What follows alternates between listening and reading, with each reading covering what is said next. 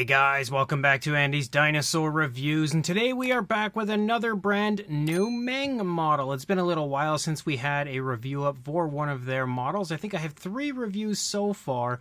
This will be the 4th, and as you can see, this is a very exciting one because we've got the Zhuchengtitan, and that means we've got a brand new sauropod. Not just a brand new sauropod model, but a species of sauropod that I definitely do not have in my collection so far. But you can see the image on the front of the box looks pretty darn nice. You've got some nice artwork for it there.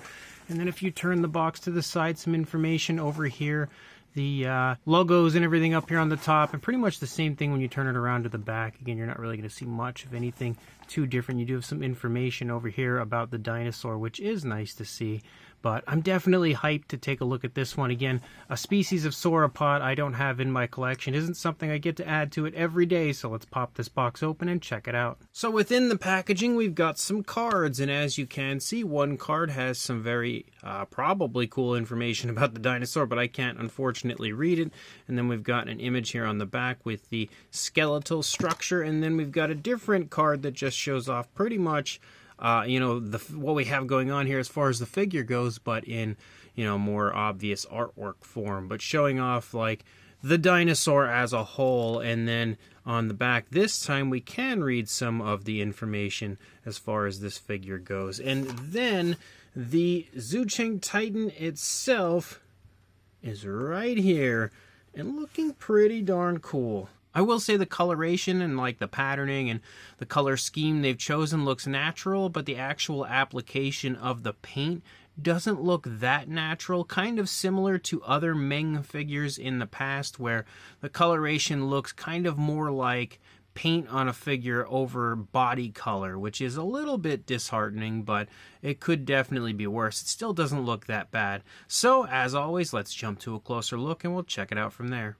So starting up here at the head sculpt, you can see the head sculpt itself looks pretty nice. You can see some decent detail, though, well, we lost focus, though a little inconsistent as far as the actual paintwork, mostly because there's this darker tone that runs up through the underside of the throat. And if you look here in the face, you can see the darker tone is nicely applied to this side of the face, but if you turn the figure around, you can now see that it's more so a lighter tone on this side. So like, as you turn it, you can basically see it's almost like Two-Face from Batman. Again, it has a bit of a different look on each side of the head. And you can also see, again, we've got kind of strange paintwork for this one, as you have like the almost like war paint look like you have for many Collect Day figures, but you have it in a way where it doesn't look nearly as natural as you would see for a Collect Day figure. First of all, the eye is painted super huge, like hilariously large, and again, that's one area that's not so great, but that red paint outlined with a black also looks a little bit out of place, a little bit strange,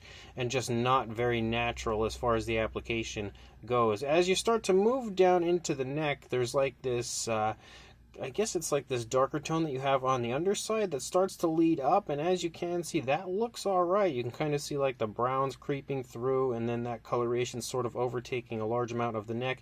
I think that looks pretty decent as far as the paintwork goes, but as you move down, you start to pick up this much more obvious patterning, and that, again, in my opinion, looks more like paint on a figure rather than actual body color. So it takes away from the figure a little bit because it's just really thick as far as the application goes.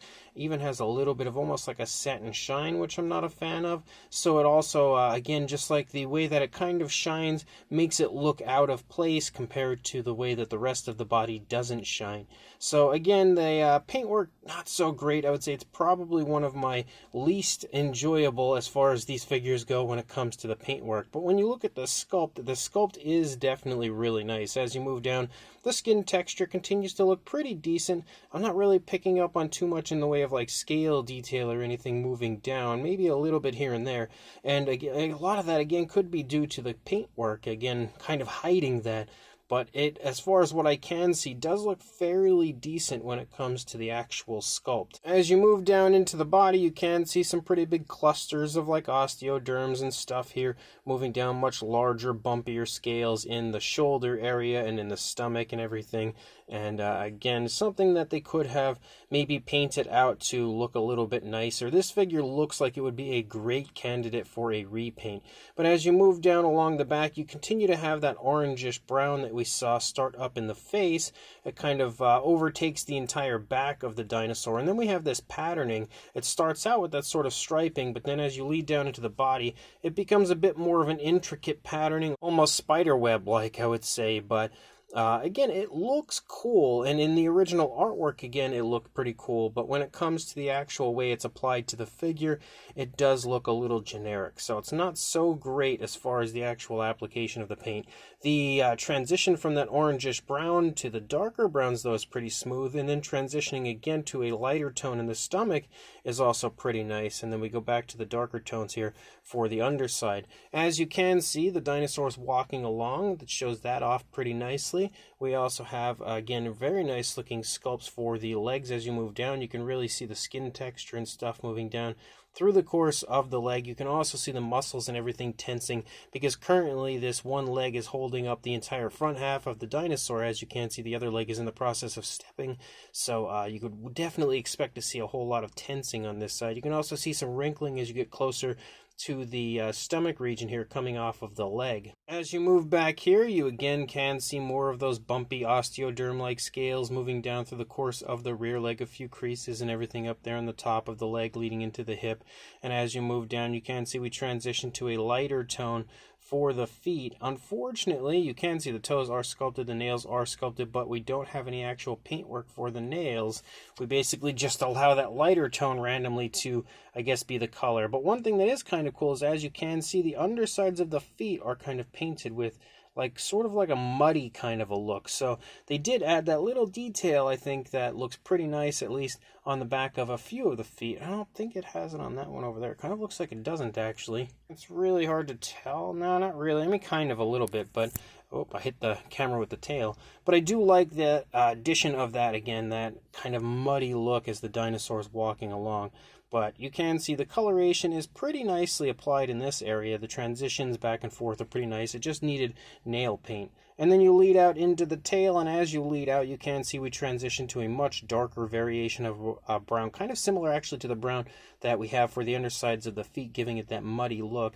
Again, the detail is still a little bit muted looking, I would say, but not half bad. Nothing really going on as you lead out through the length of the tail as far as patterning goes. Even that darker patterning disappears as you move out, and then you have a nice curve to the tail as you lead out the rest of the way.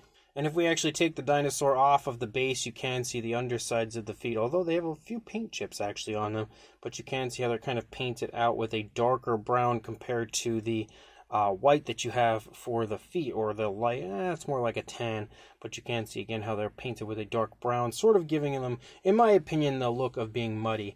But as you lead down, you can see the head is turned away from us now. As we look at the right hand side of the dinosaur, you can see a pretty obvious turn in the neck. Again, the sculpt looks pretty nice. The paintwork looks okay except for the patterning as you move down. And then again, you lead into the body. The obvious difference on this side compared to the first side is the difference in the positioning of the legs as the dinosaur is walking along. You're not really going to find much else outside of that, I would say, that differentiates this side from the initial side. And then you lead out again into the tail, and you can see how the tail now curves toward us. And then you have a little variation of color to the underside, a little bit of subtle, slightly lighter brownish tones. But overall, it is a super cool sauropod figure of a species that I definitely did not have prior to this. So that is a plus. I just wish the detail was a little more vibrant and the paintwork was a little bit better. But you do also have a base for the dinosaur, and as you can see, the base is basically just an earthy area, but at the same time it kind of looks a little muddy, which is why I think the darker tones on the underside of the feet look so nice, again kind of replicating the muddy look. But the base is nicely painted, again with a little bit of variation of color. You can kind of see some dry brushing over the base, again just to add a little extra to it, but decent base to go with a fairly decent sauropod. And very obviously there are pegs on the undersides of the feet to push the dinosaur down into the base and make it stand in there very nicely. There we go. You just give it a nice little shove, and as you can see, that base is on there pretty good. It does stand really nicely, so no worries as far as the balance of the figure.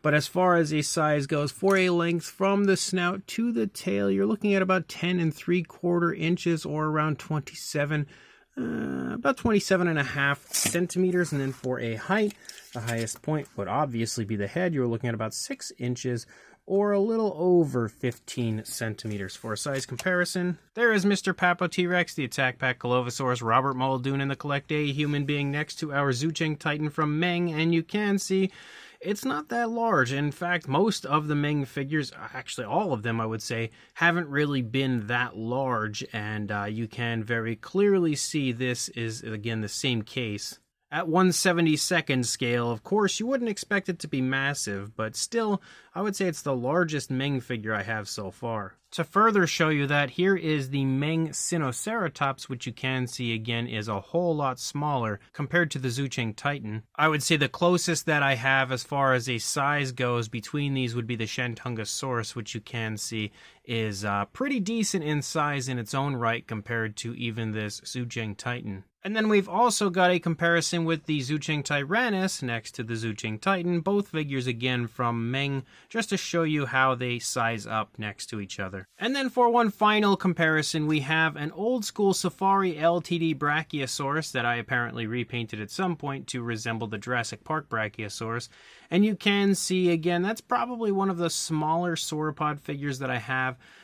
When it comes to larger species, and obviously you can see our Zhuchengtitan is still quite a bit smaller. So when it comes to sauropod models, this, even though it's not the greatest sauropod model out there, would be a nice one to add to any collection or any area that you might want a sauropod and don't have a whole lot of room. It's a very nice kind of compact size sauropod model. So this Meng Zhuchengtitan is kind of a mixed bag. You know, I'm really enjoying the Meng line. I feel like there is still improvement to be made for the line overall. There's definitely some stuff that they could improve upon. One thing I think that would help their figures right out of the gate would be to start applying washes to them. Maybe like light or dark washes, depending on the coloration and stuff, could definitely help to improve the realism. But just in general, I would say the paint apps are the one thing that they need to work on the most, because even though the detail is a little muted on most of their figures, I feel like the paint apps could still help to enhance the detail a little bit, and also just in general, if they could find a way to make the paint apps look more natural and realistic, that could help the figures as well. Again, like specifically with this one, you have that kind of war paint in the face that just looks very generic and doesn't look that great, but also the patterning moving down through the back also looks a little generic and kind of unrealistic when it comes to the paint apps. Doesn't look like body color, definitely looks like paint on a figure. So they could definitely improve when it comes to those areas of their figures. But outside of that, I feel like the sculpt is really nicely done. It could, again, like I said, be a little more vibrant when it comes to the detail, but you can very clearly see there was a whole lot of detail added. And on top of that, it is also a very cool species that I have never seen actually get a figure before. So that is also extremely exciting. Again, that's something that so far Meng has been pretty good at, would be to be creating species that you don't see very often get love. And I actually have another figure from Meng that's coming up that is another species I did not have previously that I'm quite excited about. So again, kind of a mixed bag. It's a decent looking sauropod, kind of okay but sort of generic paint apps with a pretty cool base on top of everything. So again, 50-50 here. Kind of nice, kind of iffy. But if you are interested, I will try to find a link to include in the description to AliExpress, which is probably the only place I could think of. Maybe you could find them on eBay, but one of those places would be your best bet to grab one. So I'll try to find a link to include in the description, and if you want it, pick it up, and of course, like, comment, and subscribe, and I will see you in the next review. Thanks for watching.